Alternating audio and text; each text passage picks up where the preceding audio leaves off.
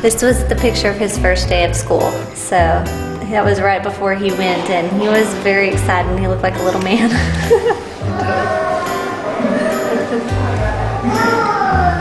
And then this was some artwork that he had made.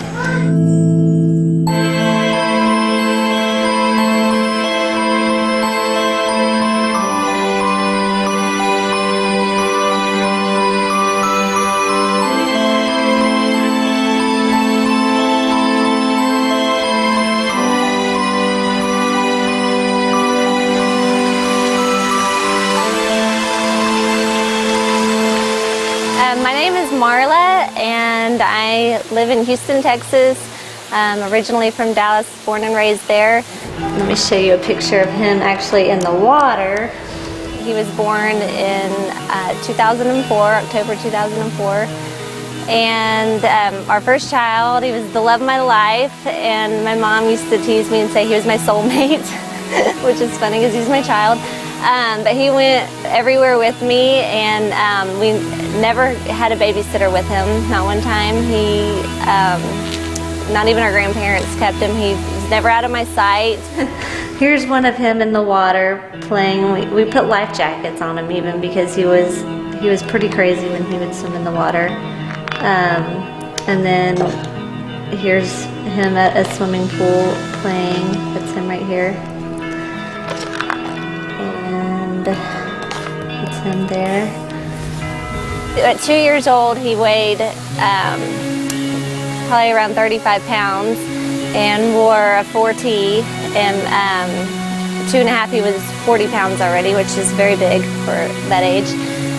He was strong physically. He could pick me up practically, and very strong-willed. He had a great sense of humor.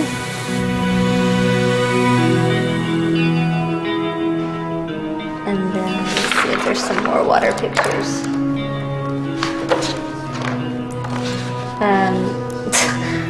There he is in one of those swimming suits that have the floating device built in.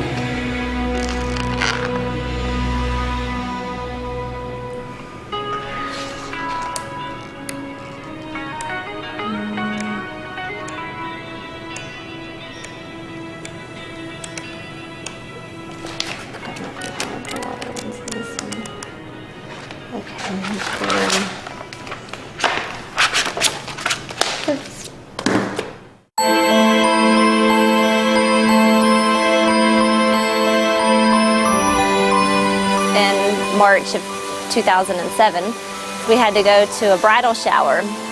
I was really nervous the whole week before about going to the bridal shower because I didn't want him to be the only kid, because he really had to be watched all the time because he was just so into everything and just full of energy. And I was like, how am I going to enjoy the bridal shower and watch him? So I went and bought a brand new huge Mr. Potato Head set, and I bought him a new Peter Pan DVD. He was the type of child that you could put a Disney movie on and he would watch the whole thing and be just completely fine.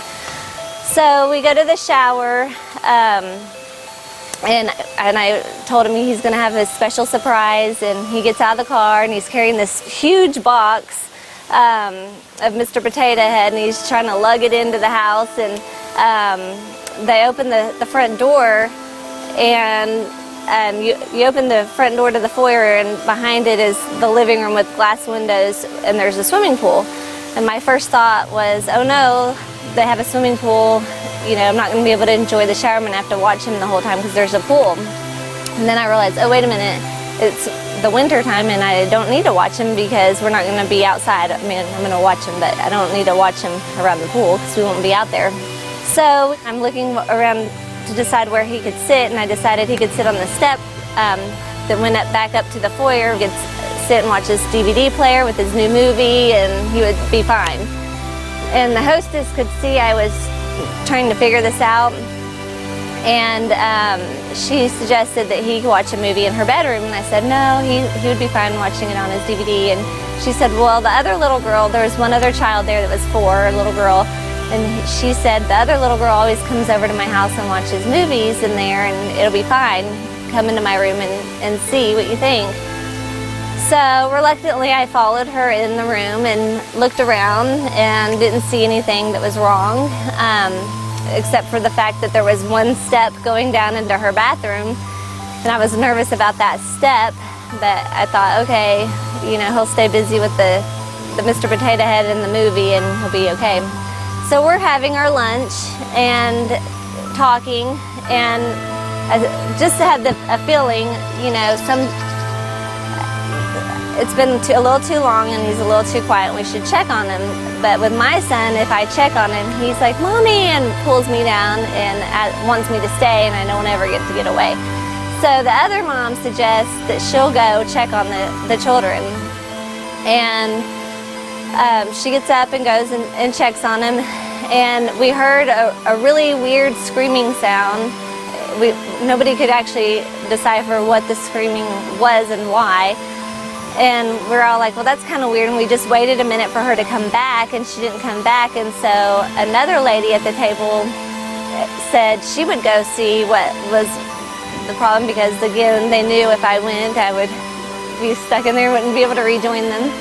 And so she goes in there and she screams, "Call 911. And my first thought was, oh no, something happened to the little girl. And that's why the mom screamed. And she goes, something happened to Sterling. And my heart just stopped. And I'm sorry.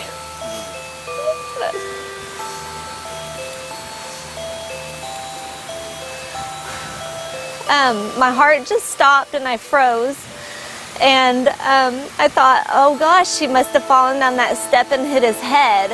And that's why they were so quiet. And you know, that's what is wrong. And then I heard he fell in the pool, and I was very confused at that moment. And I was just standing there in the foyer, not knowing if I should go into the bedroom where I thought my son was, or what I should do. I was trying to process all of this information, and to me it felt like I was standing there 30 minutes, which it must have been seconds.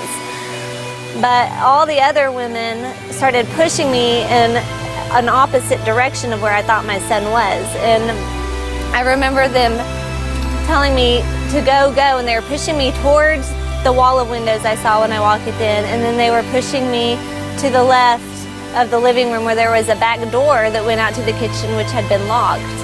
And I was thinking, how did my son get out that door when it was locked and we didn't see him come out of that room? How did my son get outside? And I couldn't understand. I was very confused. And so I was trying to process all this information when I walked out the door and saw my son laying on the ground next to the swimming pool with the first mom giving him CPR. And so then I quit thinking about all that, trying to figure out how did he get outside, and started focusing on my son. And I tried to stay calm, because I thought he was just going to sit up and be scared and be like, "Mommy," and want to hug me. And so I tried to have the calm demeanor so he wouldn't be scared. And then I realized he wasn't getting up, and I realized she was doing CPR. And I thought, well, he's going to be okay. Like on TV, they always get CPR and cough and then they're fine. And I thought, he's going to be fine. And then I realized he's bluish green. And I thought, well, that is not good. And she kept giving him CPR and he wasn't sitting up. And so I didn't know what to do. I started to go to him, and the other moms held me back, and I was just going to help with the CPR because I know how to do that, and I was just trying to help my son and to stay calm. And two other ladies grabbed my arms, and one was on one arm and one was on the other, holding me back. I just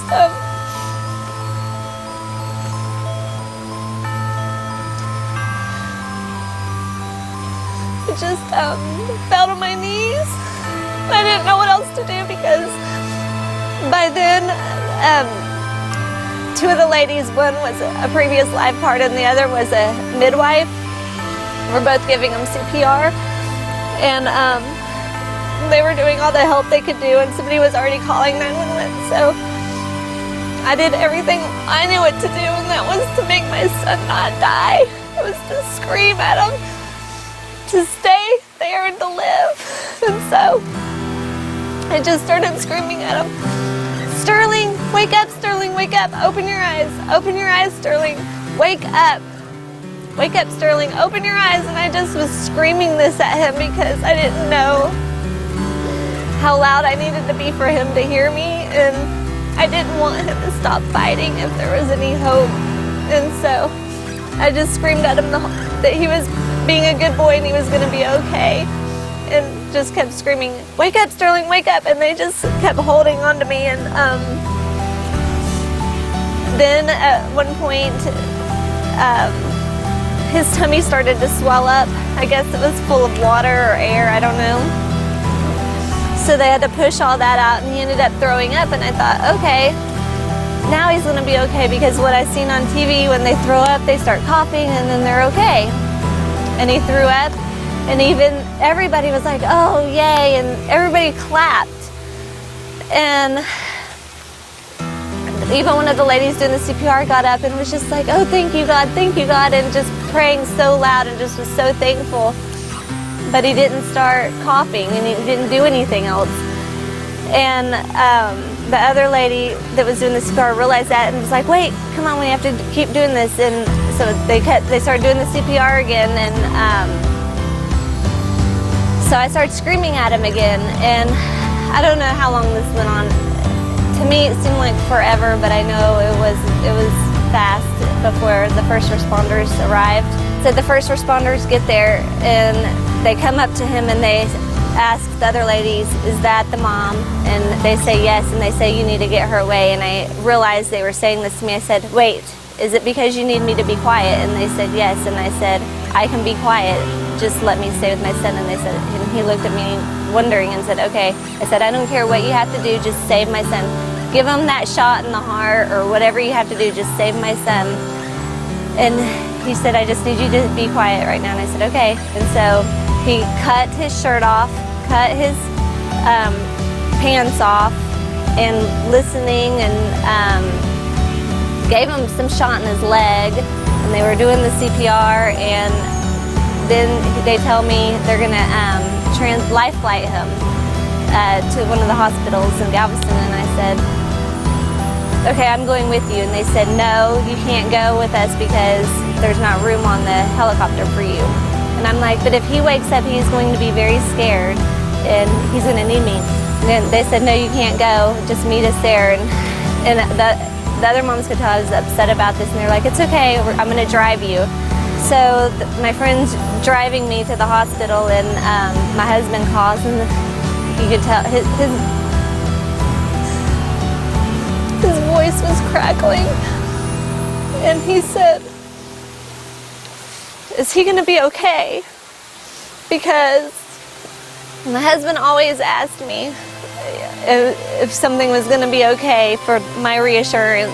So he asked me in a very worried and crackling voice, "Is he going to be okay?" And I had to tell him, "I don't know." And it was so hard. And he was like, "What do you mean you don't know?" And I was like, "I don't know." And at that moment is when I realized how serious and scary this was, and the reality was starting to sink in of what was happening, and that I might not see my son again. And I was so scared and so afraid of not having that boy that was by my side every single second next to me. And that pain that was starting to set in was the worst pain that you can ever imagine. It is the most ugly, hideous, awfulest, darkest place there is. And I had to just immediately shut it off. I couldn't go there. It was too much of a deep, dark, black hole. And so I just had to get my strength and my hope back that he was going to be okay.